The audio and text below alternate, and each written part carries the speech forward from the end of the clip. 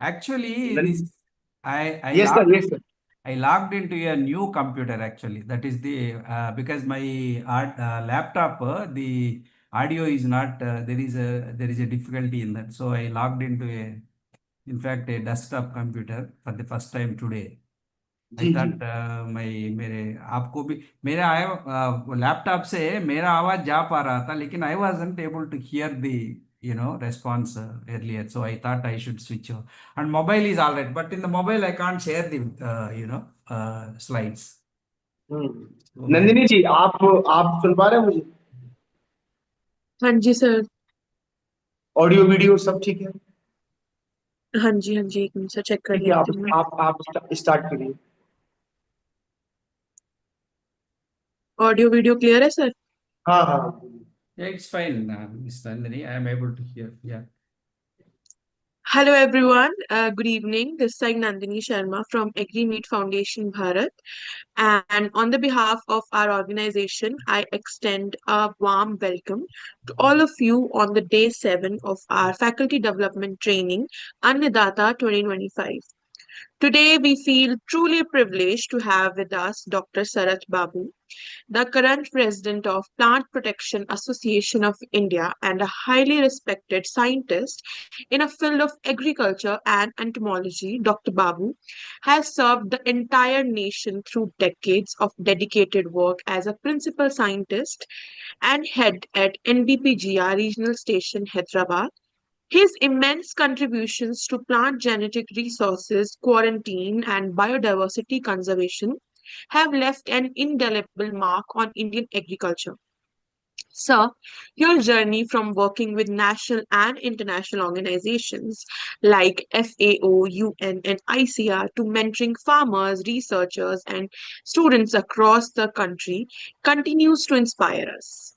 You have not only published over 125 research papers but also actively written in newspapers and magazines, making scientific knowledge more accessible to the public. Truly, your aura reflects passion, discipline, and dedication towards agriculture. As students and learners, we are deeply motivated by your example that learning has no age limit and that knowledge grows when it is shared. Your presence with us today is a reminder that commitment and vision can shape the future of agriculture in sustainable and innovative ways. On the behalf of everyone present here, I extend a heartfelt gratitude to you, sir, for joining with us today. We are eager to learn from your wisdom and experience, and we look forward to a truly engaging session. With that, I once again welcome you, sir, and all the participants to the day 7 of this enlightening journey. Thank you so much. Over to you. The session is yours. Thank you, Nandini. Thank you for those wonderful words. Actually, I am truly grateful to you for those introductory remarks. In fact, when I was in Delhi, Dr. Anku Sharma and we met actually we both met when we were actually entering into the NAAC auditorium, to take part in the Swaminathan's international conference. That was truly, in fact, after the first day, I think we hardly met Dr. Sharma, but I think we spoke on phone. And after that, our interactive conversations happened, and then he wanted me to deliver a talk on plant genetic resources. Basically, I speak on plant genetic resources and quarantine issues and all that. But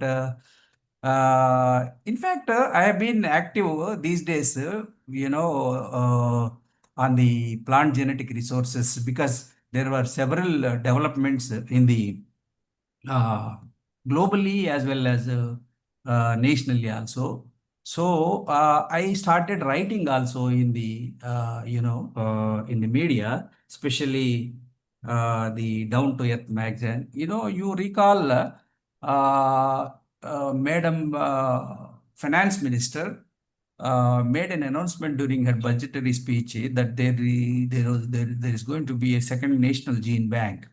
And then it was actually the second national gene bank. Of course, at NBPGR, we all knew that there was a proposal. There were a lot of deliberations on starting a second national gene bank.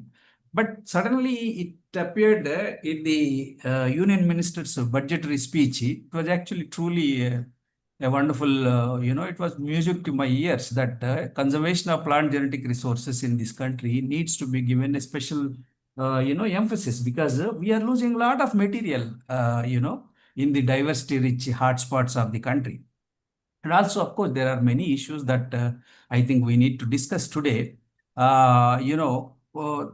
I think some of you may I know, Miss Nandini or Dr. Sharma, what is the constitution of the audience today? Only scientists or some policymakers?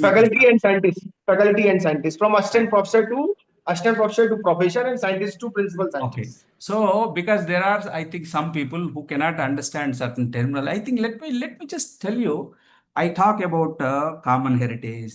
I talk about sovereign rights of the plant genetic resources, and we talk about certain legislations, global legislations like CBD, Convention on Biological Diversity. We shall discuss about ITPGRFA, International Treaty on Plant Genetic Resources for Food and Agriculture. And wherever I think there is a for those who don't come from this kind of background, I will try and let you understand the jugglery, the words and the vocabulary. So you can stop me at any point in time and ask me questions. Absolutely, there is no problem for me. I don't know if the administrator allows that, but it's fine. Let me, you have given permissions to share my slides. I जी think, sir, आप slide को share कर yeah, सकते हैं। I और think, आपकी talk के बाद जैसे ही प्रेजेंटेशन फिनिश हो जाएगा, 15 okay, मिनट का डाउट क्लियरिंग सेशन होता है। होता जो है, ठीक। पार्टिसिपेंट्स का जो डाउट होगा वो अपनी स्पेसिफिक क्वेरीज को पूछ सकते हैं। Okay. Now can you see the slides on the? Yes sir, yes sir, yes sir, आप पीपीटी मोड पे कर लीजिए बस। Okay, I am trying to do that. Full screen mode. Okay.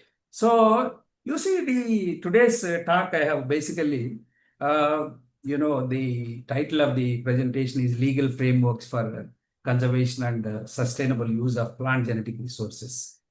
Why is that we are actually, as a scientist at NBPGR, I used to go to, we used to make collection explorations and we used to organize, grassroots level training programs. We used to talk to the tribal farmers who actually are even today are the custodians of plant genetic resources for food and agriculture. Why do they do it actually? They don't have a real support from the, state, but still they continue to, cultivate these. They consider it as gold actually, and it is really a gold mine. And the gold mine is conserved by the communities in the mostly high altitude areas of North Coastal Andhra Pradesh, Eastern Ghats and Western Ghats, and all the the tribal pockets of this country. These people actually are actually conserving the plant genetic resources. On the plains actually everywhere throughout the country, on the plains, the farmers no longer cultivate the traditional varieties, so-called the gold mine that we are talking about. So in a way, the conservation is being continued by the tribal farmers only, and we are now threatened that once the seed companies, they are also luring these farmers to start cultivating the improved varieties. Once that happens, it is going to be a doomsday for all of us, because the rich the grassroots level farmers who have been cultivating these traditional varieties, land races for a very long time. Actually, these are the people who have conserved the wealth of the nation for almost for 10,000. They have actually made selections. They have improved in their own way. And those varieties are actually considered as gold mine. And everybody all over the country, let me actually also talk to you. Let us get into introduction. Talk to you about it is actually the seed is humble. the living legacy of generations. These people have been doing it, cultivating it for generations, and then they're not tired of cultivating these rich varieties, and because they know they are culturally attached to these varieties actually in their among the groups. Actually, they also conserve. Actually, they have their own systematic methods of conserving the plant genetic resource. Some of them have been actually trained by the scientists. They started basically during the last uh, 10 years or 15 years. Earlier, actually, they had, of course, for their family, they used to conserve. Now, community seed banks have come in place, and the community seed banks actually have been, the state is not supporting the community seed banks, but the community seed banks concept has gone deep into the, these tribal farmers. And then in every tribal pockets, wherever the the diversity is there, these people started conserving without support from the state actually. So the modern labs, the diversity actually that is existing in the among the tribal communities is actually accessed by the modern laboratories, and they have actually started working on the genes in the in the traditional varieties. And a lot of things are happening, the protection of those breeders varieties, and then some of these varieties are being patented actually. Of course, India, I'll slowly come one after another so that you people try and understand. The core question is, how did humanity shared genetic heritage become a battleground for the profits? Because let me tell you, the global south actually is rich in plant genetic resources, and the global north, mostly the developed world, they have actually accessed the plant genetic resources from the global south. So the battle of these people started getting worried that our plant genetic resources for food and agriculture are being utilized in the name of food security, for the global food security. Actually, this is what actually the FAO started using the word for securing the plant genetic resource group. That I'll slowly come and make you understand what this Annex 1 list is all about. That's about 64 crops that are actually maintained by these multinational CGIAR gene banks, and they are actually held in trust. And see, this material is actually accessed by most of the the multinational companies in the developed countries mostly. Of course, there are corporate companies in our country also, but they are actually extension of these multinational companies originating from the global north. So some people started seeing this as a gene robbery. In fact, it is considered as a gene robbery because there are no payments back to the those who have sustained these for generations, sustained this gold mine for generations, but they're not being recognized. They have not been paid anything. So they started really getting worried, and then they started discussing it. Why genetic resources matter today is actually the threat to food security. Once the tribal farmers stop cultivating these plant genetic research, the traditional varieties, what will happen? Because they'll be extinct. Already we lost a lot of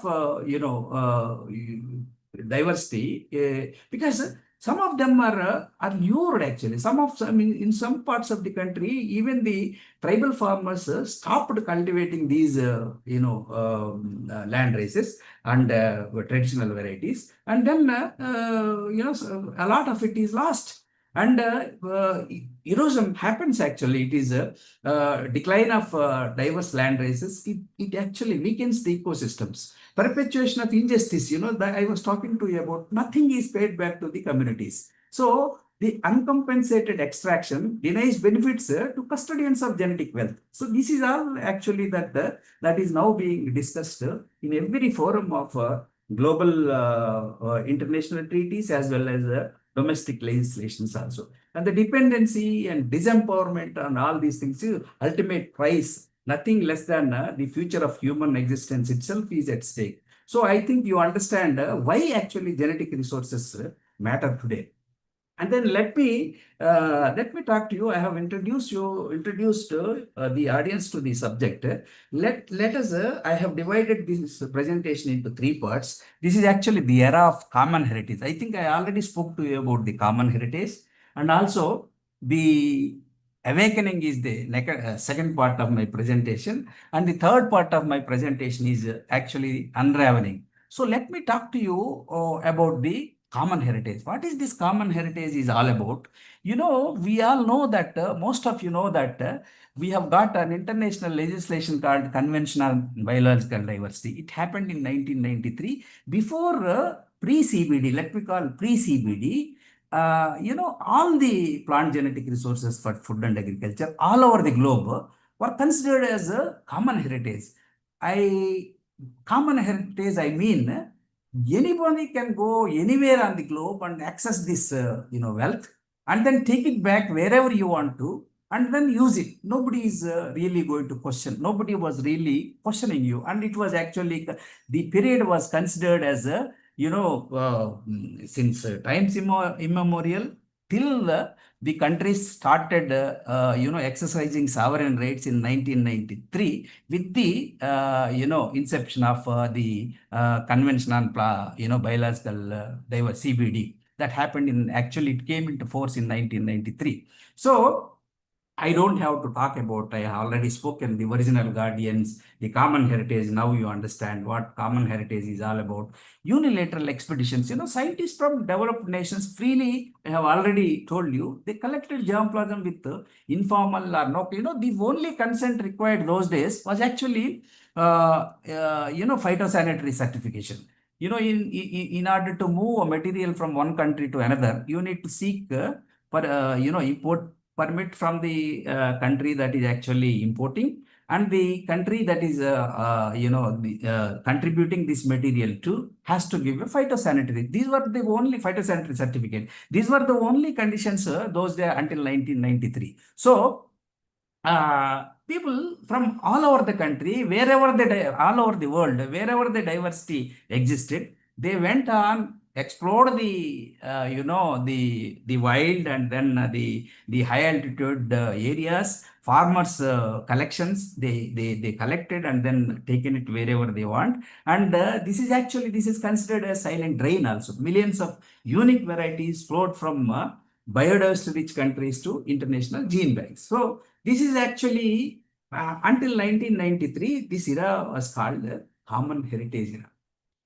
Now, let me tell you a little bit about, you all know I don't have to talk more about Green Revolution. It was actually responding to famine, the Green Revolution, I think it was for a decade or so. The high yielding varieties came into being, especially in wheat and rice. And, the Green Revolution actually saved millions of it. There were famines, and then there was, a lot of shortage of food. And then actually Green Revolution addressed it, and people got food, because of these high yielding varieties. And that is the reason why the demand for germplasm started happening. There was a lot of demand for diversity. Unless you access diversity, unless you access the diversity from, diversity rich provider communities, it wasn't possible. Even today, if you don't declare the diversity from where you have accessed, the diversity that has to be used for developing high yielding varieties. So the demand for diversity enhanced, and then CGIAR came, Consultative Group on International Agriculture. CGIAR came into being. CGIAR, the CGIAR, each institute has got their own gene bank. IRRI, CIMMYT, and ICRISAT. They started their own gene banks and accessed, a lot of, especially these institutions, they actually, as per the mandate only, they collected. Some of them, of course, they have overstepped the mandate also and collected the germplasm and conserved the material in their gene banks. And then it is actually one way, it was considered as silent accumulation. Silently, the material has been collected and accumulated in their, repositories in all over the globe, from, because there was no restriction also. It was a common heritage. So the material has moved from one part of the globe to the other part without any restrictions.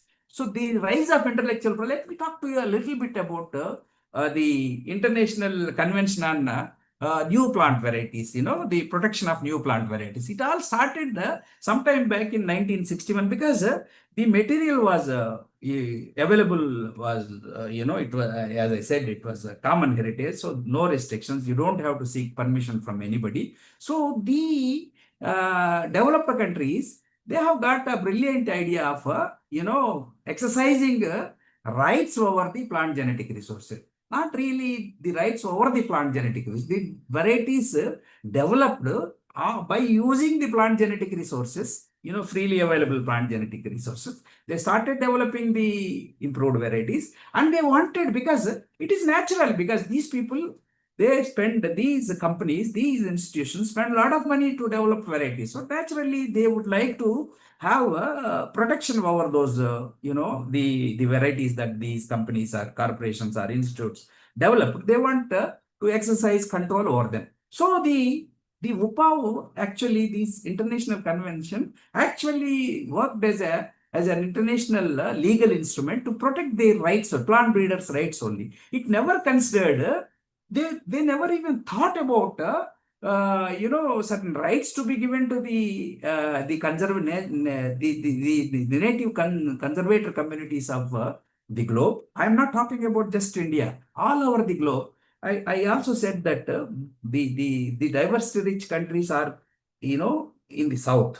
So I am calling all of them together as global south. So the global south countries have been providers of the plant genetic resources, and then global north mostly have accessed this material, and then started through UPAO, they wanted to have exercise the plant breeders' rights, and then they have started, actually it came into being in 1961.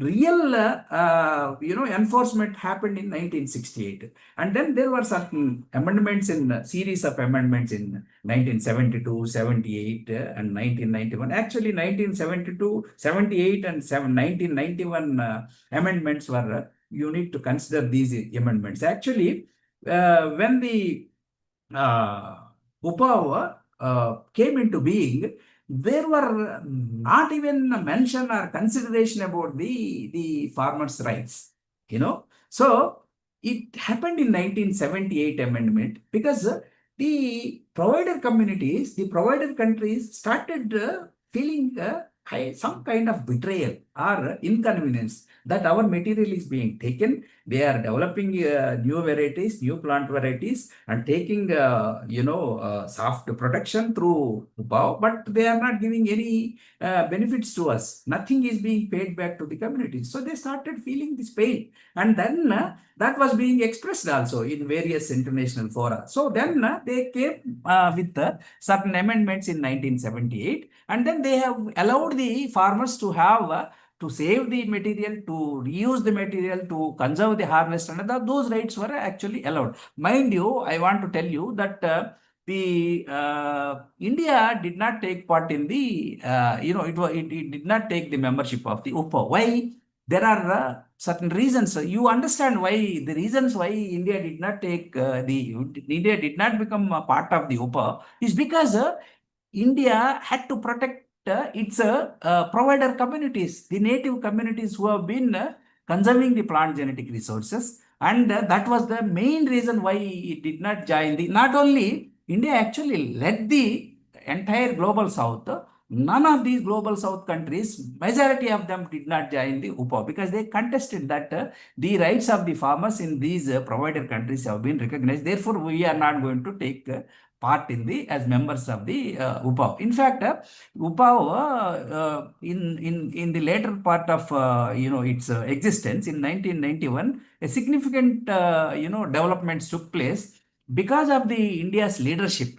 They have allowed the, in 1978 amendment, they have allowed privileges to the farmers, and also the breeders had a very special, because this UPA itself was made for the breeders' rights. Breeders did not have to acknowledge what the kind of material that they have used for developing these varieties. So this was actually a kind of pin pricking, and then they started expressing it, and in 1991 it took that kind of time for the UPAV to accept that the breeders had to acknowledge the source of the the parents and the source of the material from where it is accessed, and at least in the 1991 amendment, and also they have to declare even essentially derived varieties and the farmers varieties.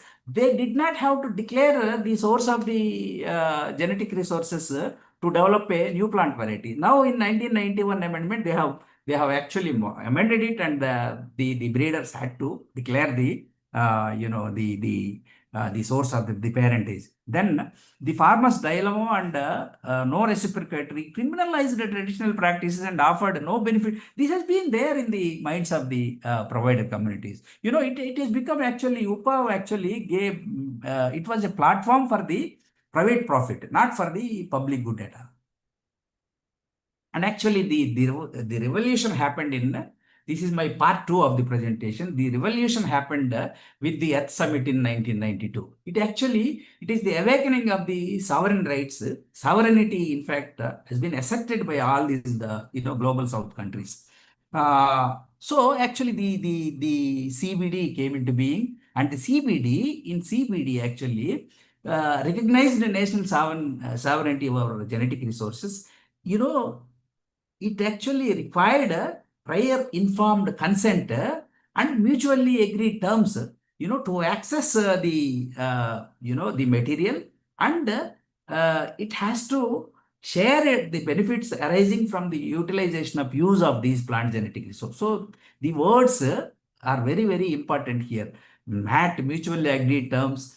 PEIC is actually prior informed consent. ABS is access and benefits. These were these were terms that were not known at all before 1993, and then till the the Earth Summit happened in Rio in 1992. So the large number of the provider countries were very happy to be part of the Earth Summit and part signatories of the CBD. Almost 156 countries signed the CBD in 1993, and actually now the number is something like 196 or so. So people, the provider countries in Global South, I don't say all 100% are only, Global South countries. There are, of course, countries, diversity provider countries from the North also, but majority are from the Global South.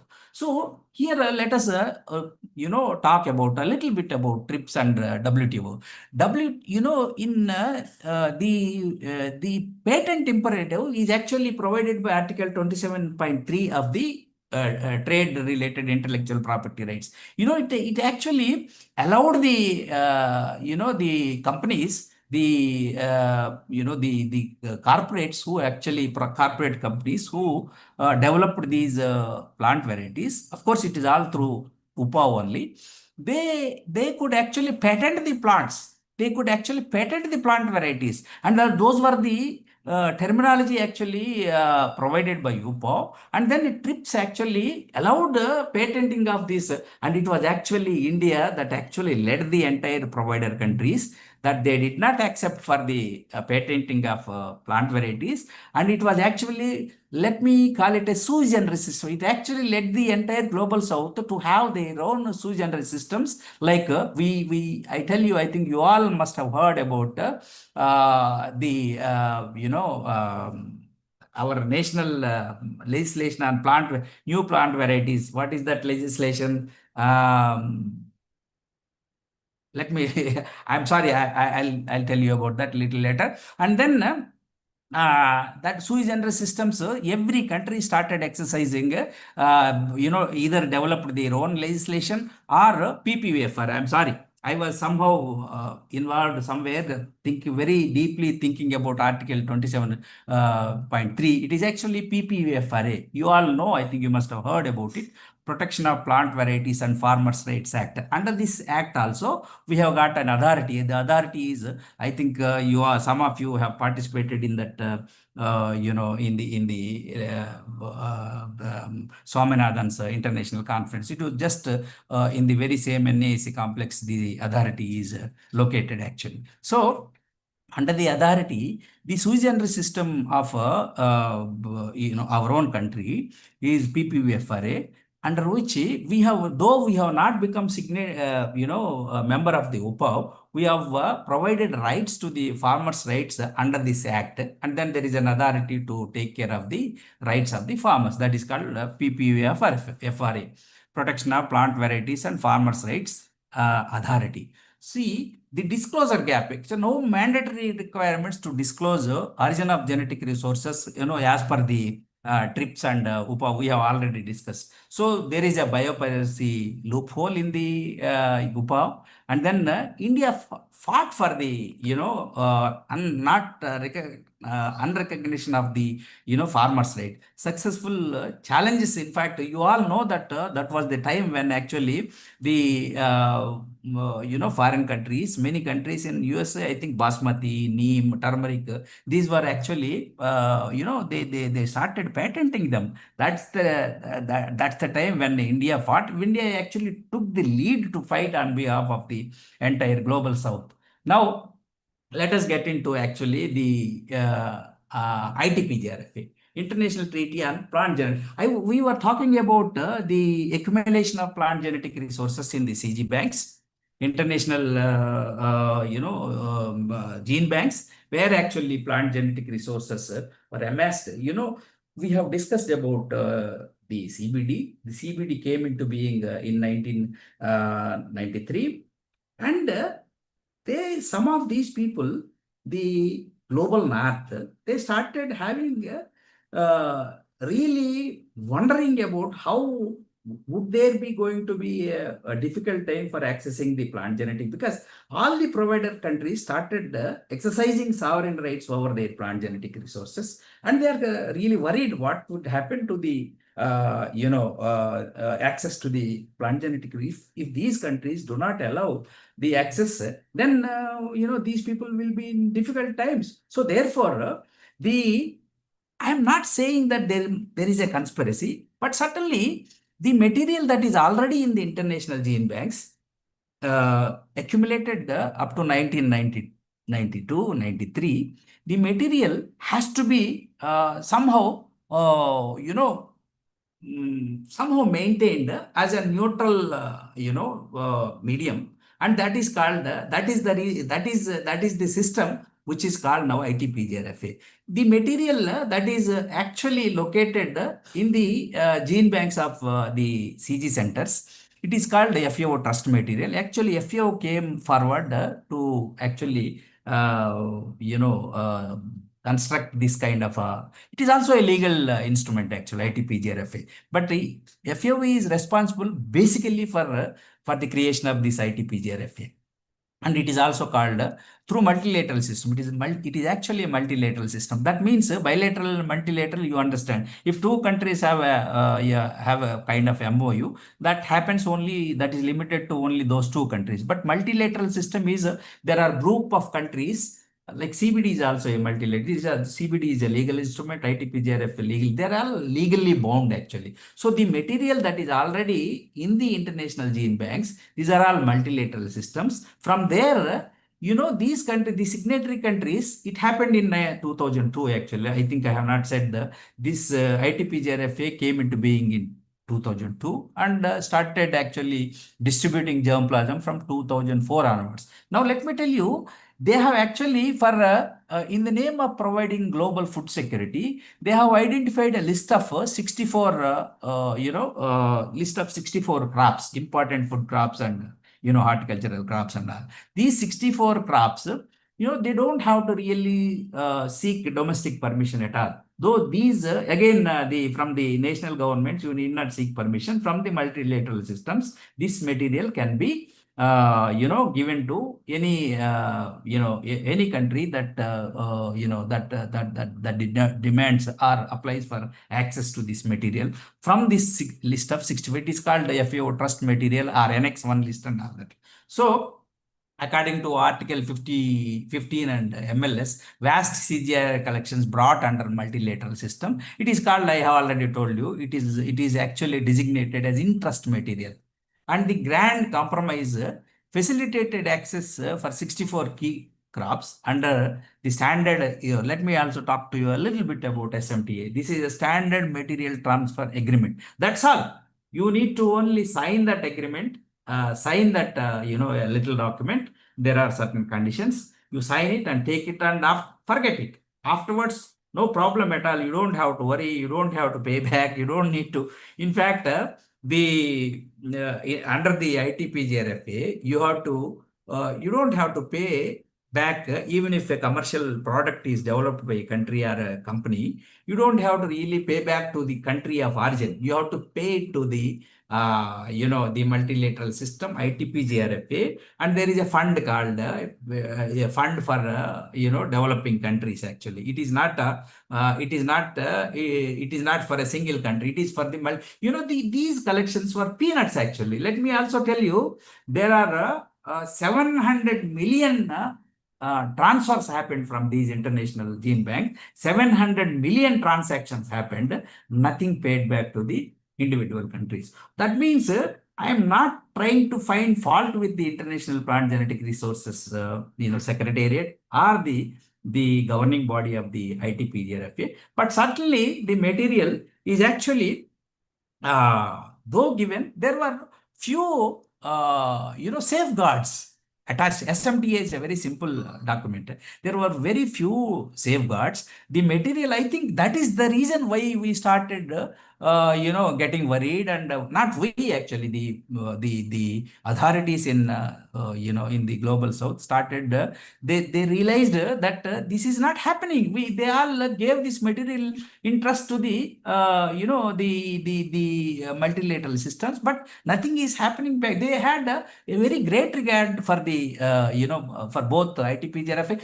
They started feeling that nothing is happening on the ground through domestic legislations. Many of these countries, provided countries, have through CBD, they have actually promulgated their own domestic legislation. Like we have promulgated, we have enacted Biodiversity Act in 2002. The other countries also, they have got their own legal instruments, domestic legal instruments. All these domestic legal instruments. Let me talk to you a little bit about the domestic legislation also. Biodiversity Act of 2002. The Biodiversity Act of 2002 is actually, it is a three-tier system. It is actually the basic three principles are the same in CBD. Like in CBD, you have three provisions there, three principles there: conservation of plant genetic resources.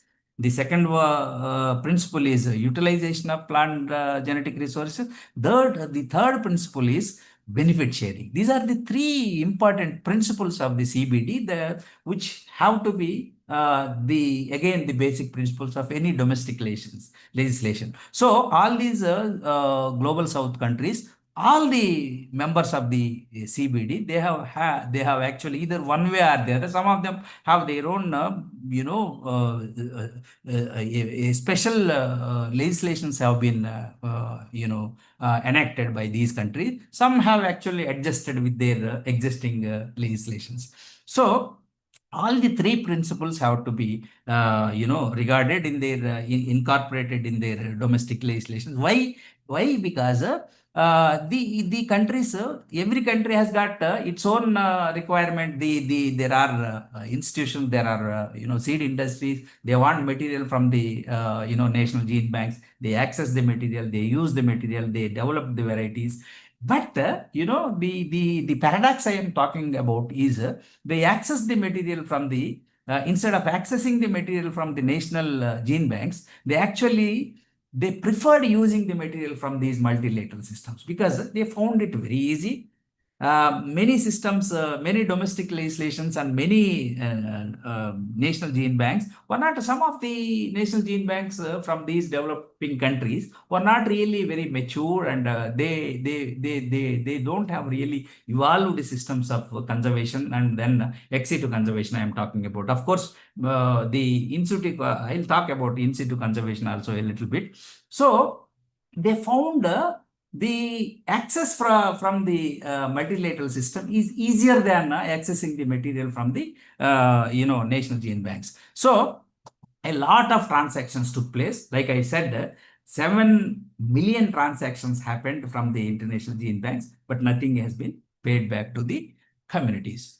So let me talk to you. Let us get into part 3. This is unraveling. Why the seed treaty fell short is because the ABS fund flaw actually. The primary mechanism for benefit sharing is reliant on inconsistent voluntary contributions. It was not actually,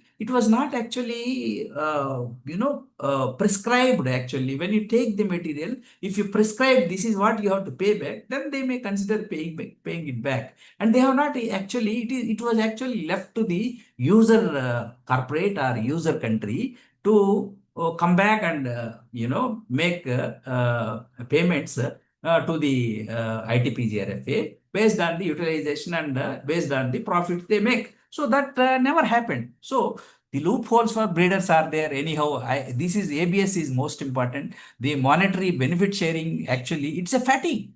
Developing countries saw little tangible return. That was not happening, and in the context of domestic legislation, nor it is happening in the through multilateral systems also. Farmers' rights, of course, though farmers' rights have never been safeguarded, and they have always been violated. So this is actually a visualization of this picture. It is actually genetic resources are being extracted into the from global south to the north, and the consequences are nothing is paid to the conservator communities. Now there is another dimension of losing out the material. The other dimension is actually digital sequence information. You all must have heard about digital sequence information. Now the scientists, biotechnologists, they identify the genes and a particular sequence is identified. It is in the public domain. So you don't really have to access the germplasm that has that particular gene or sequence. You don't really have to really have that material in your hand. Tangible, material need not be there with you. You can just have that digital information with you and create that sequence. You can introduce that sequence into the, into wherever you want a variety to have that particular trait. You can incorporate it and, get that, character or trait that you, read. So that is the threat actually. So this loophole is being, I'll tell you why I am talking about DSI, why I am talking about that, not sharing the benefits with the, countries of origin. And then they started having global debate. This is now being debated even in the COP15 of the CBD. And then you all must have heard, in the month of July, there was the ITPGRFA group meeting happened in Peru. In Peru,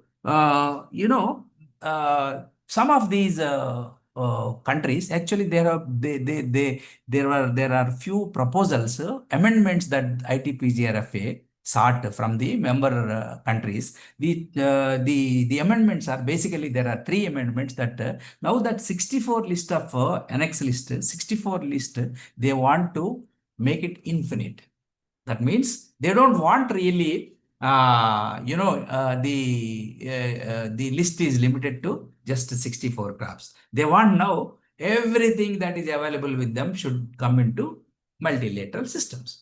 So that is a danger number 1. The second one they want is digital sequence information. The digital sequence information also should be open-ended. That means you should not have any restrictions on, there should be unrestricted access of digital sequence info. You find out, you spend money, digital sequence information is just given in the open domain, and the companies interested in that sequence, they access it and use it in their variety improvement program or whatever development program that they want. So this is a loophole actually. Free access to DSI bypasses existing ABS frameworks also. And then the global debate started happening. So this biopiracy redux, it started happening again. It is happening now with using new tools, new technologies, but the injustice remains. Evolving in this biopiracy, adapting to new technologies. This is what I was. CRISPR-Cas is also one method of, gene editing and synthetic biology, high throughput sequencing facility, digital appropriation of genetic traits. All these are, new technologies. And then the legality of these new developments, new technologies, new, openings actually to accessing the material that belong to somebody else. You have it, don't need to pay back. These are all the technology means through which you can access the material and continue to be responsible to the communities. So this is the danger with the new technology. Now, India's stand has always been consistent. Consistently, we have actually led the entire provided country. India provided leadership to all these provided countries in the past. Now, let me tell you actually the group meeting actually that happened in Peru in July. India, in a way, stopped talking about the entire, India, the representation from India did not even represent our country, actually. It so happened that there are two co-chairs in the, working group in Peru. The co-chairs actually, they started working for the amendments that were proposed in the, ITPJ. The amendments, I said, expanding the list of 64, digital sequence information, and accordingly the SMTF. And then, the payments that they have, the subscription, kind of different kind of paybacks and all, which are not really understood by the global south. You must have read about some of my articles in the press. I wrote to, actually, when this was happening, the expansion of Annex 1 list was being discussed in Peru.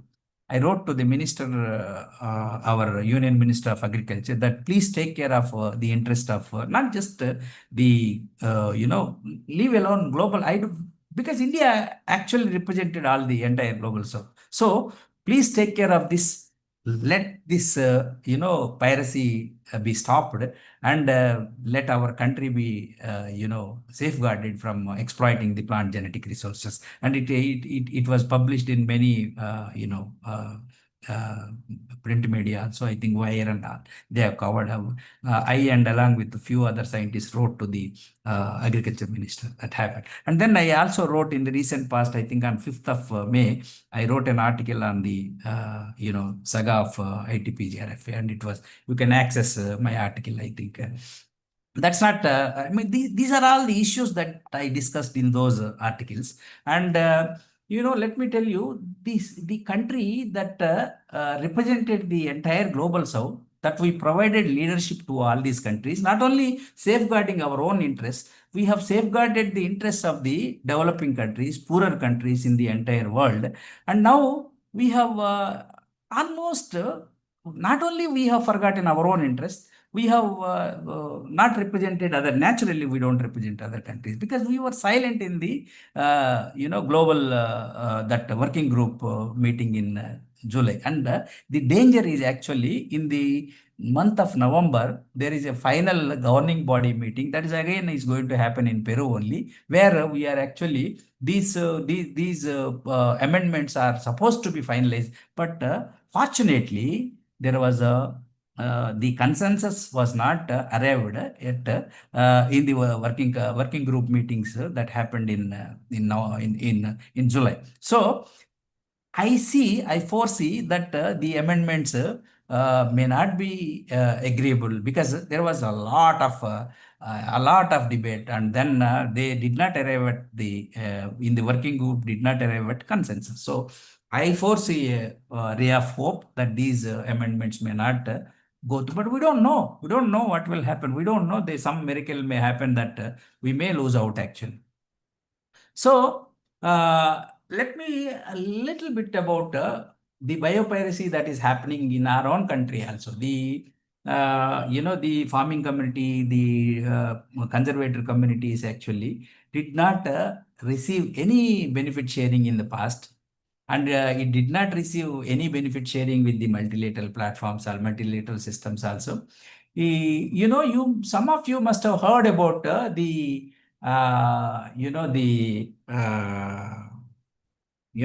Pharmacy case. Divya Pharmacy of Uttarakhand state.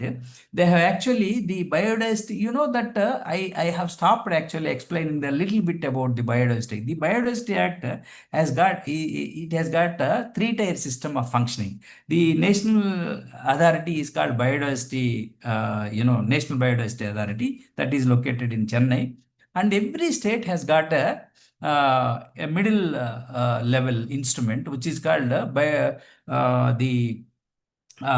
state biodiversity authorities. Okay, SBBs. Each state has got a SBB, and then at the tertiary level, that means at the diversity rich pockets. I mean, they are actually even the panchayats are called as these are biodiversity managed at the tertiary end. I told you this is actually functioning in three-tier system. The national at the national level, it is called National Biodiversity Authority. At the state level, it is State Biodiversity Board. At the village level, it is called the Biodiversity Management Committees. These committees exist at the diversity rich panchayat levels, and that is what is the job? Excuse me. What is the job of the biodiversity management? The biodiversity management committees actually they prepare the people's biodiversity registers. The diversity that is existing in their region are actually recorded in these people's biodiversity registers. And then these registers are taken as as the principles of the what's declared entered in these people's biodiversity registers. They actually have a legal consequence. These are all legal documents. So the national authority, the biodiversity authority took a real good. It did not really happen everywhere, but it took a lot of pains. It actually, I remember that we have also advocated whenever we went to the grassroots level, the hot spots of biodiversity. We have actually organized several grassroots level training programs that you need to actually have the tribal farming communities were given basic training and why they need to conserve and why they need to have these, people's biodiversity registers and all that. But unfortunately, these communities are not given any state support. And let me also invoke a little bit of community seed banks in other countries. Community seed banks in our country, it is actually conservation system is actually, it is not just, I was talking to you also about the in situ and ex situ conservation of plant genetic resources. If you just collect them and bring it and evaluate and characterize and put it in the National Gene Bank, it is not just a conservation system. The conservation system complete conservation system has to be, it is both ex situ and in situ. In situ on-farm conservation, you must have heard about, in situ on-farm conservation, where actually the diversity exists, the conservation has to happen. The cultivation has to be continued by those farmers who have been maintaining it for generations. That is actually is called on-farm conservation. And also they have now, community seed banks. Community seed banks are also tools for these farming communities to conserve the plant genetic resources, in situ. So they have a system of exchanging the plant material. They take the material during crop season and they save a little bit and plow it back to the community seed. That is how actually these community seed banks are not being supported by the by the national system. Actually, the government of India is hardly supporting these community seed banks. Whereas let me tell you, it is happening in China, it is happening in Nepal, it is happening in Sri Lanka, where the system in Nepal and Sri Lanka, it is evolving. But I tell you, in China, it is a complete evolution, where the state supports all the community seed banks, and it supports almost on the equal footing. The community seed banks are given all the state support. They actually evaluate, characterize, and put it in the gene banks, and they actually also commercialize. Actually, they actually sell the seed to the those needy farmers from the community seed bank. So it is a complete evolution. We are not learning from there. We are not able to support the community seed banks. It is going to be a complete failure. That is the reason why we are worried. Actually, in the days to come, if you forget the community seed banks, the danger is actually looming large. In fact, the danger of losing the plant genetic resources, it has already set in. And once you continue to ignore this, I am really worried. Actually, this is a real worrisome issue for the country. That is the reason why I thought that I should talk to you people on this subject. The Madam Finance Minister, in her in her speech, and in the context of new national second national gene bank, she spoke about conservation support to the public as well as private institutions. It is very unfortunate the private institutions do not have, because there is no provision actually either in the CBD or in the National Biodiversity Act. There is no provision, Biodiversity Act of India. There is no provision for private institutions to conserve the plant genetic. They can have a set of plant genetic resources accessed from International Gene Bank or accessed from National Gene Bank. They can have it and conserve in their gene bank. That's okay. But it is not an overall larger mandate they don't have. They cannot actually conserve a large national gene bank cannot be owned by a private. This is what I am trying to do. Because there is a mandate of sustainable utilization, and then there is a mandate of access and benefit sharing. That is the reason why it cannot be. There is no legal instrument through which the private institutions can have the conservation mandate. So I don't know how it was actually misled the union government. The union government started talking about the conservation support to the private institution, which is actually, I have actually tried to bring it to the light, and I spoke to the concerned authorities, both in ICR as well as the private institutions also. Let us I think I have been able to make you understand what is happening. So I have started talking about Divya Pharmacy. What happened there? The State Biodiversity Board asked the Divya Pharmacy for paying back certain benefit sharing to the it doesn't the payments will not directly go to the biodiversity management committees or village sarpanch. It will go through the State Biodiversity Board. So State Biodiversity Board has given a certain amount to be paid by the Divya Pharmacy. It refused to pay. Not only refused to pay, it said that the Divya Pharmacy said that you don't have any right to claim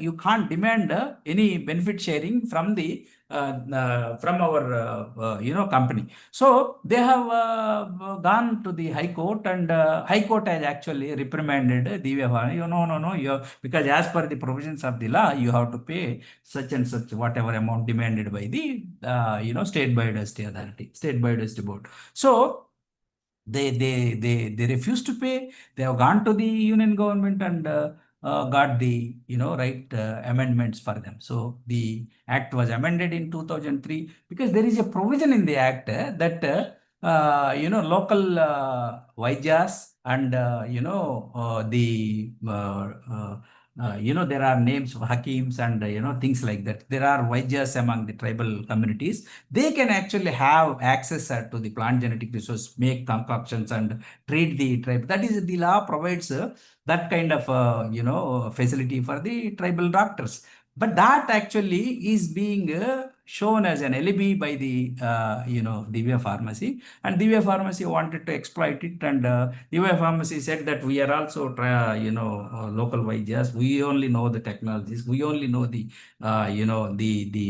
the secrets of treatments and whatever you call, the traditional knowledge and all that. So therefore, we have to be. But they have not. They have ignored that they are making profits. They are selling these concoctions in the international media. They are selling the Ayurveda medicines in the Ayush companies are selling it in the international market, also domestic market. They are making millions of dollars. And what actually Biodiversity Board of that what is that state? Not Chhattisgarh. So the state demanded certain amount to be paid to the state biodiversity authority, and they refused to pay. They went to the knocked the doors of the union government, and they got the entire law amended for them. So I thought just a little bit of this, how the law is being misused by certain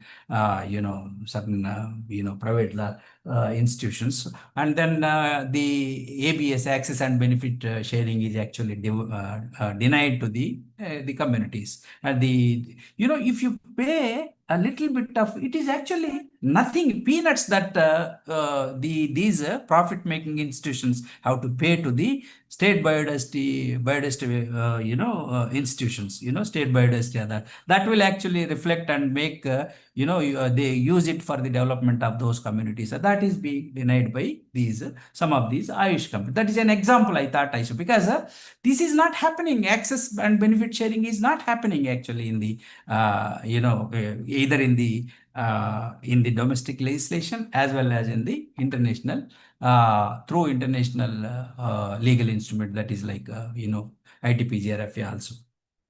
And then PPFR, I think we don't have to talk about PPFR. It is not so much. It has got, it is something like, we spoke about that international legal situation, that India is not a, what is that law I was talking to you about? And TRIPS and other international the OPAW and OPAW 1978 and then 1991. There actually the violations, the India did not take part in that in those some of those international legislations, and India refused to be part of those TRIPS and some of these international, because it did not want because farmers' interests were not being are not being protected. So, and this the treaty, then I think we have to talk about this ITPGRFA also a little bit. This ITPGRFA addressing the legal problem. This is actually, the material is actually simultaneously these international institutions, they actually, the gene banks, each of these institutions, like, ICRISAT and several other, institutions, they have actually their own gene banks. And from there only, this actually the exchange of, the list of, I was talking to you about the, exchange of material from the multilateral system. This is actually, they are not actually asking the material from the domestic, gene banks. They are actually taking the material from these multilateral platforms, ITPGRFA, and then nothing is actually being paid back to the communities. So these multilateral systems, why the treaty fell short is actually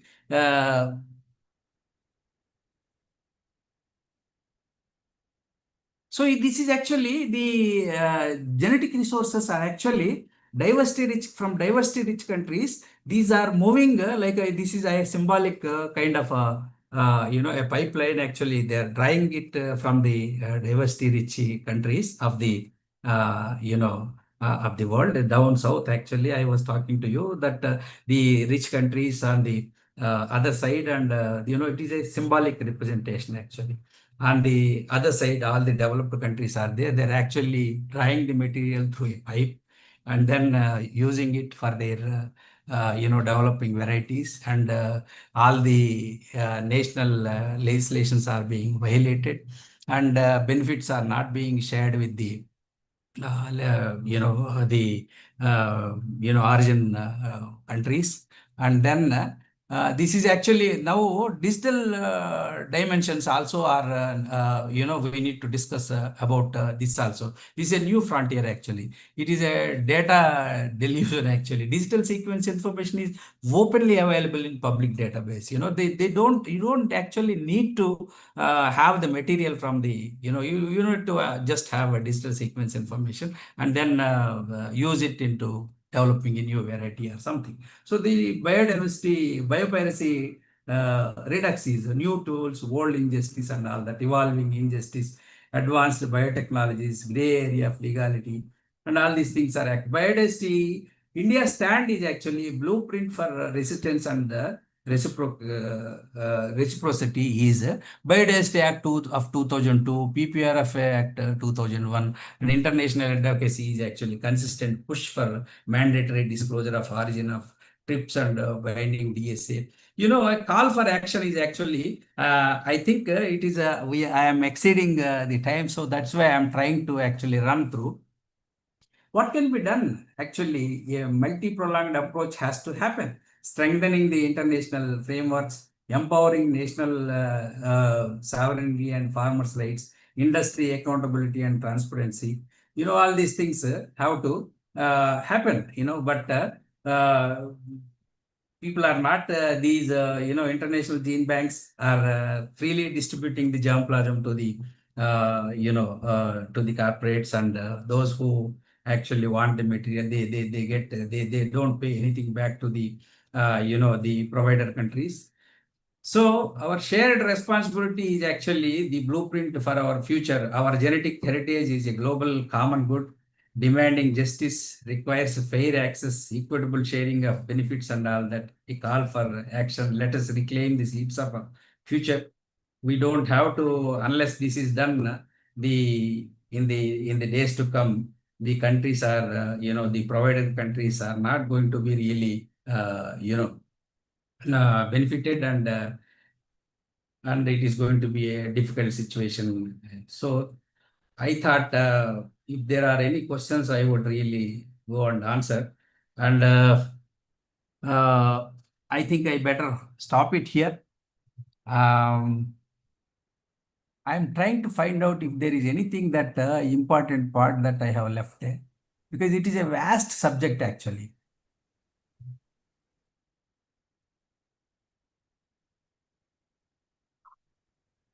Okay. Okay. So thank you very much.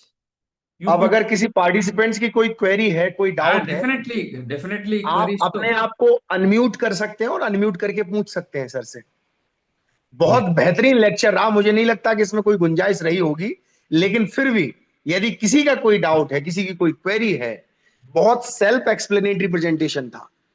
एक एक चीज को जो topic था उससे भी wide जाके sir ने चीजों But I will be, because I am just waiting for questions from the, I need to answer questions. People should come and, because I left. मैं सभी फैकल्टीज से, सभी साइंटिस्ट से रिक्वेस्ट करूंगा कि आप प्लीज अपने आप को अनम्यूट करिए। अगर आपके दिमाग में कुछ आ रहा है तो आप सर से बात करिए और पूछिए,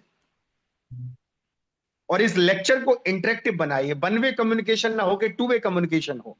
Yeah, that's how actually I was trying to hold my presentation somewhere. Somebody should. It is actually, I tell you, this is there is a lot of injustice happening actually. There is a lot of injustice happening to the diversity rich countries, and the material is actually taken from these diversity rich countries, and it is used. It is actually let us not call it a patent, but it is actually their intellectual rights are being exercised from the material that is actually accessed from the diversity rich countries, and then they are making money. Nothing is being paid back to the India is also one of the mega diverse country, and we are not getting anything. We have not got back anything from the corporate world. Those who are they have actually made, I tell you, they have made billions of rupees, and nothing is paid back to the communities. That is the worrisome part of it. And then we have got legal instruments, all the legal, domestic as well as this is actually, both international CBD is there. We have international legal instrument. We have ITPGRFA. We have, all those instruments through which we can actually, get the justice for the communities, but nothing is actually happening. That is the worrisome, situation. And now the worry is that they want expansion of the 64 list. They want this to be unplugged. They want to expand it. You open it up, everything should be open, and they are not talking about the paybacks to the communities who have been protecting the material for for ages, for thousands of years. And then the material they have been protecting. Some of the farmers have actually developed these traditional varieties as improved varieties, and nothing, they are just using it.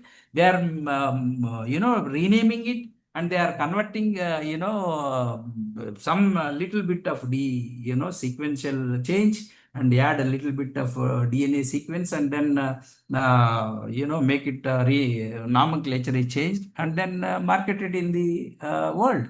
So that is exactly what is happening, and therefore, the now the worry is that if it is expanded, if there is no limit, like now we have only say, a list of certain number, 64 or so. Now once that limit is not there, that anything can be accessed from anywhere.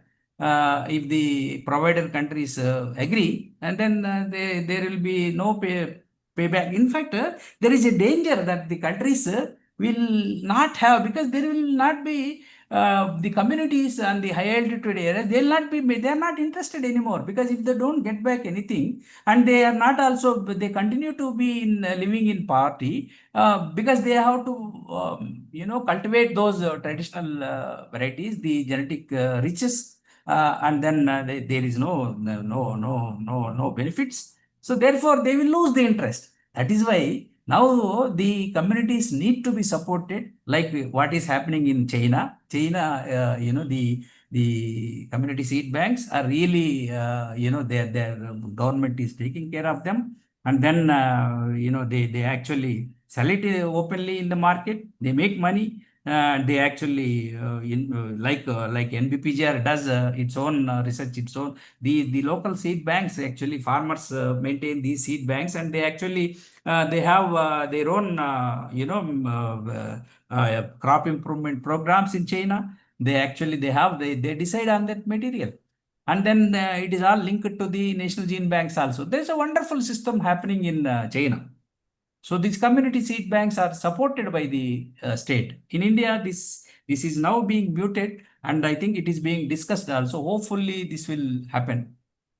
There will be change of thought, and then support will be forthcoming. Any queries? Sir, I can. Hello. Hello. Yeah. Good evening, sir. Very nice lecture. I have some two queries for you. Okay. There is very simple question only, because I want to clear it from personnel like you. So actually, BT cotton was being released long back. BT. BT Yeah. cotton, and Yes. nowadays the BT technology is taken over by the genome editing. Yeah. So, in your view, whether BT cotton is a success or failure, You similarly, see, and Dr. similarly, we are now introduced the genome editing. Yeah. Whether it will be a success or we have to keep it aside as we are keeping aside the BT technology. Accept these CBD or any international ITPGRFA, we are not against these instruments are not against the science. These instruments are not at all opposing the advancement of science. You know, see what is happening is why these plant genetic resources need to be protected. They need to, because for generations our communities have protected these rich plant genetic resources for generations, for thousands of years actually. See, this material is gold mine. Why gene banks have come into being? The gene banks are actually protecting the material.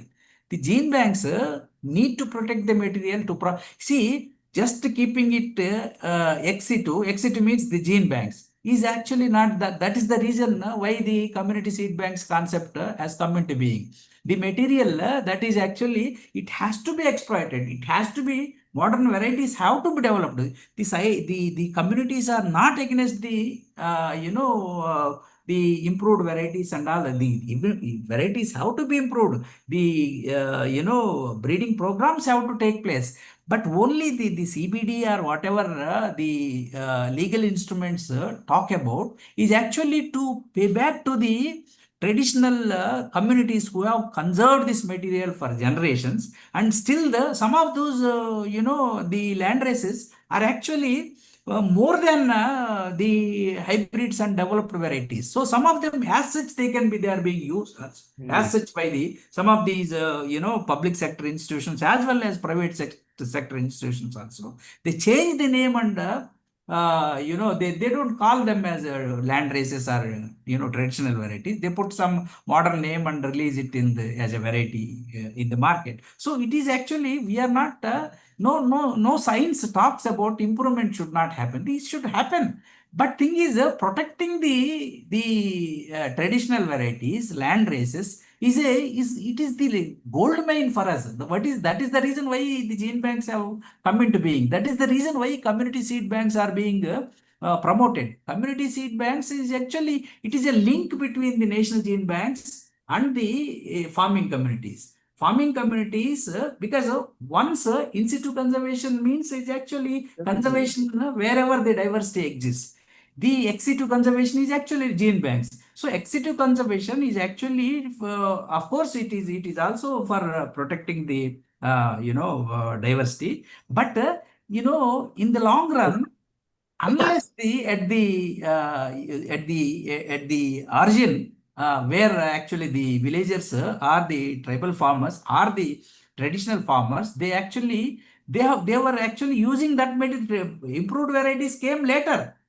So they were actually, by science has advanced, and then the new varieties have come. But from where originally the land races and traditional varieties were only used to improve the. So there is a responsibility of the state as well as the system to protect these riches.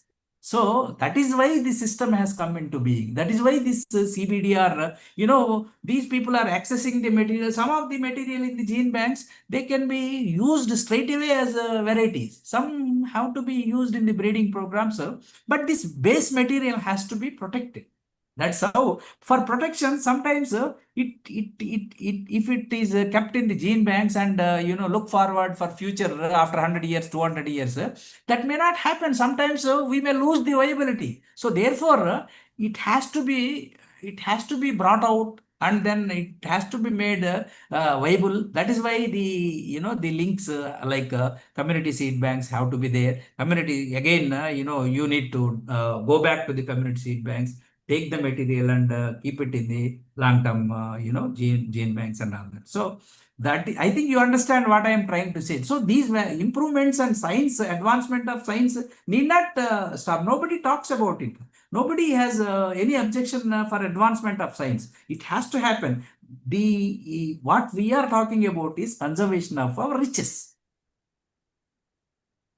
but it is spoiling our rich diversity, no, sir. When No, you, but science has to progress.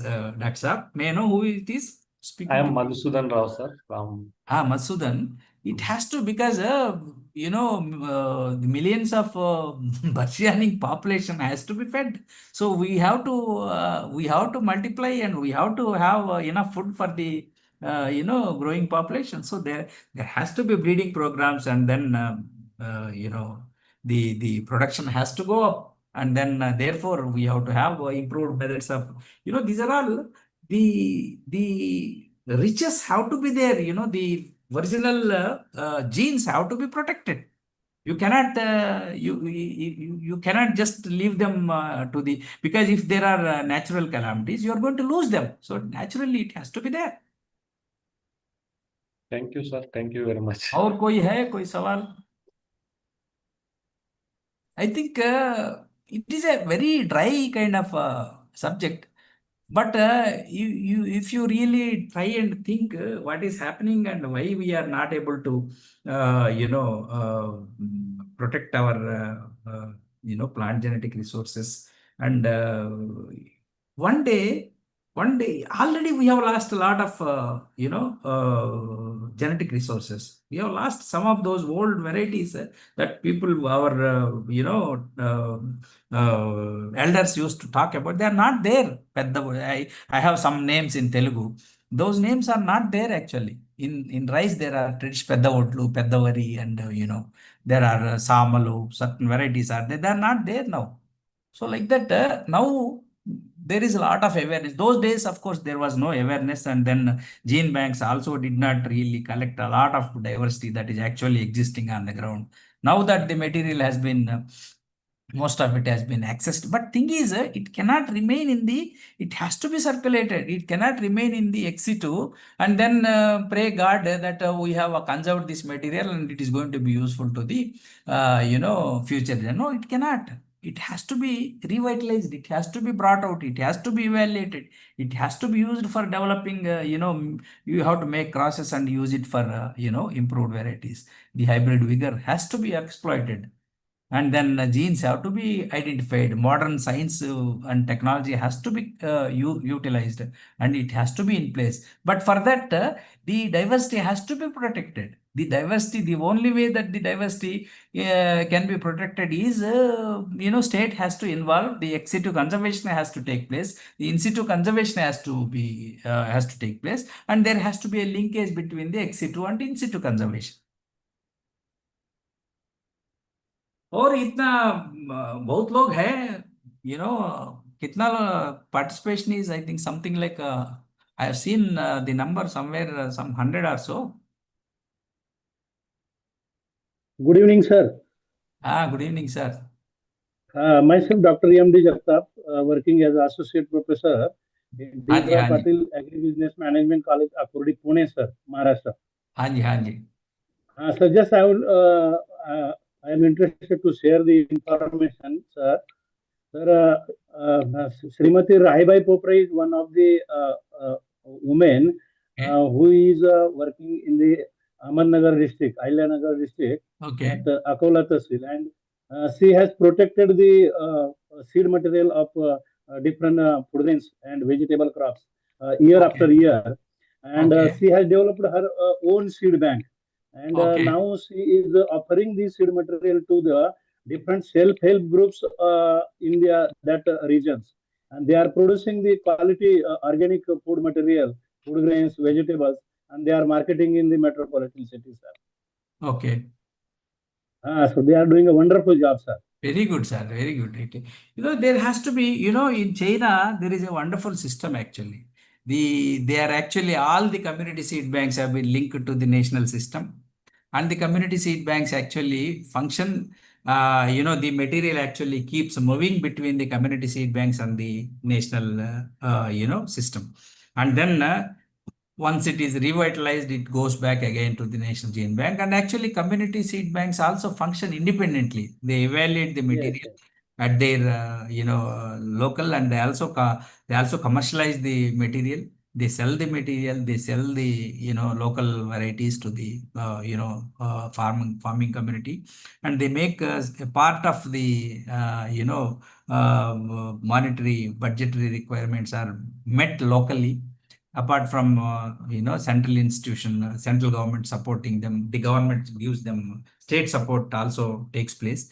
And also locally also they have freedom to commercialize their material. So I am exactly not really aware, but they are independent also, and they also Yes, get the yes, state support also.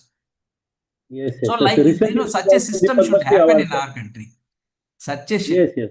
such a system is not happening in our country. That is the problem. Recently, she got the Padma Shri Award, sir. Sir, Recently, she got Padma Shri Award. oh, that lady, where in Uttarakhand? Huh? No, no, sir. In Maharashtra, Akola In Tahsil of Ailanagar district in Maharashtra, sir. Okay. Good evening, sir. Very good evening, sir. Who is this? I am Dr. Ritesh from Centurion University, Odisha. But you are not showing your face. Just a minute, sir. Your Okay. video, I'll be happy to see people. Sir, it is disabled by the host. Actually, I cannot. skipped, a lot of, It is in the information because I settings. thought that it was getting delayed. So I skipped actually. Just, But anyhow, it's just I want to say that sir shared his view. I want to also share one thing that a lady from Odisha, a tribal belt, her Mhm. name is Raimati Guria. She has Mhm. also preserved 70 ancient genotypes of rice and 30 rare genotypes of millet. She is known as the queen of millets. We Mhm. invited her in our annual Krishi Mela. She came here Okay. also, Okay. and she got honorary doctorate from OUAT, Odisha University of Agriculture and Technology, and she has Okay. given the title of Queen, Millet Queen of Odisha, Millet Queen. and also. Yeah. I think I She have came seen her here. in the picture. Millet Queen. I met her. I met her. She came here. We invited her, and she's Okay. also the recipient of presidential award. She got award from Honorable President of India. Okay. Excellent, sir. Yes, I am so happy about that.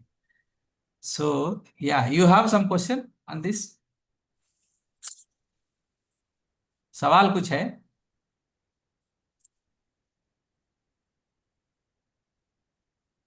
Are you able to hear me? Yes, Hello? sir. Yeah, okay. Yes, sir. Yes, sir.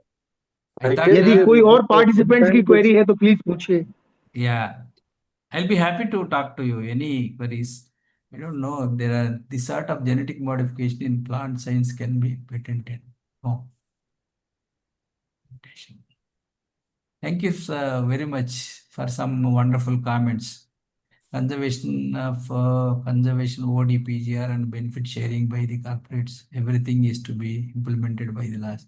Nothing is happening, sir. Very unfortunately, I was talking to you about the, that Divya pharmacy thing, They have actually gone back to the government and got the, the Biodiversity Act amended, I don't want to talk about it actually, but very unfortunate actually.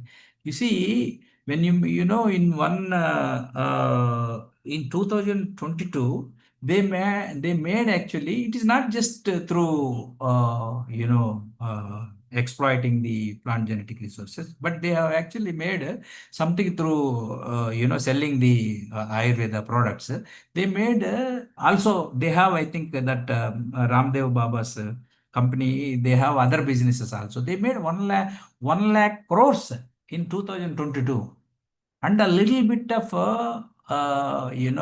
sharing benefit with the farming community or tribal farmers. They did not want to do that. They have gone to the High Court and they have gone to the government and got the entire Biodiversity Act amended, and now it's very unfair. It's not just Divya Pharmacy. There are, and it was actually a bunch of companies who went to the court, and court reprimanded them, and they went to the government and got the entire law amended in their favor. So very unfortunate, some of these things. But nevertheless, the unless we recognize these, the rights of the farming communities, unless we give them, share the benefits with them, the conservation of plant genetic resources on the ground is going to be very difficult. Once these resources are gone, we will have, if diversity is not there, where is the breed? The question of breeding will not happen. And suddenly you may end up losing a lot of diversity, which is the diversity is the cause, with which you can actually improve the varieties. Diversity, if you don't have diversity, what will happen? So there will not be crop improvement. So the people don't understand how actually, some of these politicians also don't understand. Scientists have to make these people understand. Conservation of plant genetic resources is so very important. Once you lose them, it could be, we may even lose due to climate change. That is the reason why it has to be, the materials have to be conserved. And, community seed banks have come in place, and national gene banks are in place. And then the material has to be circulated, revitalized, and put it back, evaluated, characterized, and put it back in the gene bank. So all these things, this is a mechanism that has to continue, go on. और अंकुर जी? जी sir. Nandini, मेरी सुन पा रही हैं आवाज आप? नंदिनी, मुझे नहीं लगता कि अब कोई पार्टिसिपेंट है, अब हमें कंक्लूड करना चाहिए। अभी भी 110 पार्टिसिपेंट्स है। नहीं नहीं नहीं सर, अब एक्चुअली सब लोग संतुष्ट हो गए हैं उससे। संतुष्ट हो गए? हाँ हाँ हाँ। सवाल एक्चुअली, मैं एक्चुअली कंप्यूटर के सामने थोड़ा सा, मतलब everything will not come out actually. If I stand in the open and in front of the audience, then the speaker is at his best, at least in हाँ my. हाँ, जैसे हम लोग उस ऑडिटोरियम में थे, हिमांशु पाठक साहब director IRI, That is wonderful. हम लोगों ने वो सेशन चेयर किया था। Yeah, that is the वैसा माहौल हो। ये कंप्यूटर में मुझे वो माहौल नहीं, वो बनता ठीक है, लेकिन सर क्या है ना कि पूरे भारत के लोगों को एक जगह एकोमोडेट अगर हम लोग कर सकते हैं, But तो I वो am- प्लेटफॉर्म यही है।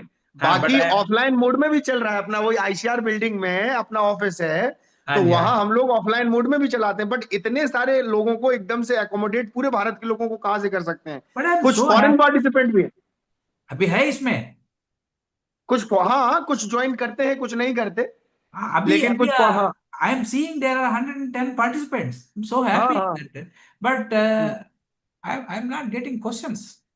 एक दो ऐसे ही सवाल है, बट ठीक है। बट आई थिंक जी people, you see, I was trying to make people the principles of conservation, and why actually the legal instruments through which we have been able to conserve the plant genetic resources, both in situ and ex situ. But there are several challenges. We need to, because if there is a debate and discussion, then we can actually address some of these issues. That is the reason why we need to debate. That is the reason why, because we need to get the benefits to the communities who actually conserve this material for generations. And they are the actually custodians of this plant genetic resource. Why these community seed banks protecting the communities? Why all these things are coming up? It is because of them. It is because of them the diversity is still there in the in the hotspots of the country. The hotspots are still maintaining. Why they are being maintained? It is not actually, they are actually being maintained in the wild, as well as the farmers are actually, most of this material is being cultivated by them. It is the traditionally the farming communities, tribal farmers, they like only, they don't want improved, some of them, they're so rigid that they still continue to cultivate those very traditional varieties. That's how we have been able to sustain the traditional systems, and the some of the medicinal plants, as well as the the gold mines of diversity. All this is being maintained because there are people who with commitments. And of course, the systems have come in place, the ex situ conservation, in situ conservation, and the community seed banks, all these have come in place. But unfortunately, in our country, the neighboring countries are actually doing much better in supporting the community seed banks. In our country, this is still not happening. And in the recent, during the second national gene bank has been proposed, and then a lot of lot of interaction took place. I also took part in that, and actually the government is, I think ICR is coming forward to actually have these community seed banks also in the system, and like in China, they also want to support the. I'm so happy that I have learned about it. Actually, I spoke to DDG, and these people are saying that this has to the system. I don't say that we have to copy China, but it has to happen. It has to be a complete system.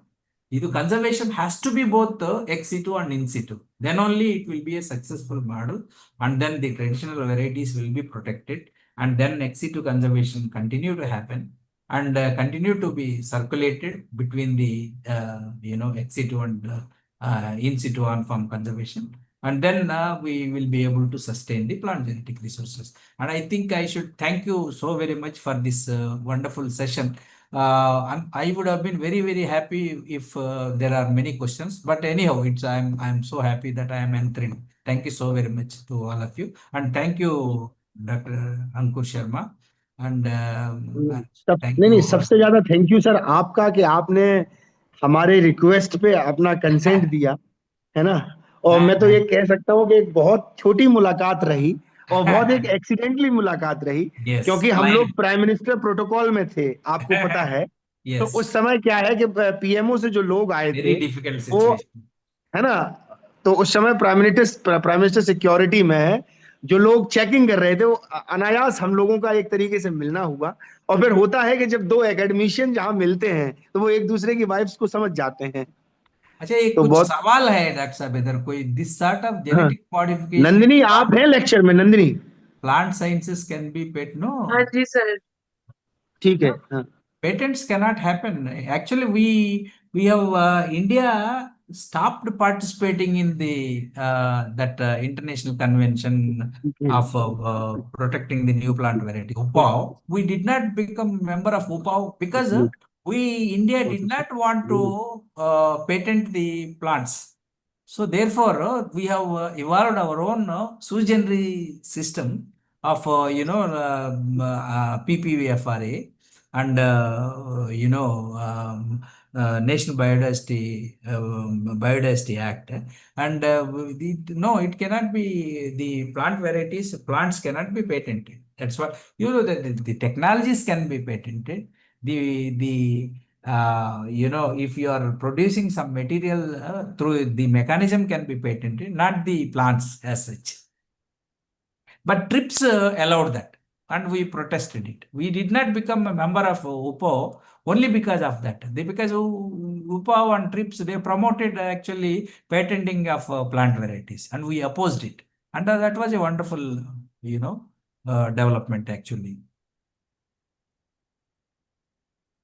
और जी बस अब तो नहीं लगता कि कोई question है। नंदिनी आप कंक्लूड करिए। Sir, so on the behalf of entire AgriMeet Foundation Bharat, I extend our heartfelt gratitude to Dr. Sarad Babu for gracing us with his presence today and for sharing his vast knowledge and experiences. So your thoughts, insights in plant genetic resources, biodiversity, conservation, and sustainable agriculture have truly enriched our session. Your words have inspired us to look at agricultural science with a broader vision and deeper responsibility. We are sincerely thankful for the time and the wisdom you have shared with us, and we look forward to staying connected and learning more from your expertise in future. Thank you so much. Thank you very much. Thank you so much, Nandini. Thank you doctor साहब, thank you sir. आगे भी आपकी blessings ऐसी ही मिलती रहेगी, ऐसी कभी हमें भी अपेक्षा बुलाइए, है। हम आ जाएंगे, बट लेकिन पहले देखना थोड़ा सा।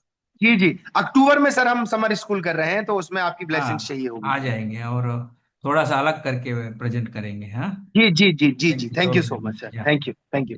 सभी पार्टिसिपेंट्स लेफ्ट कर सकते हैं।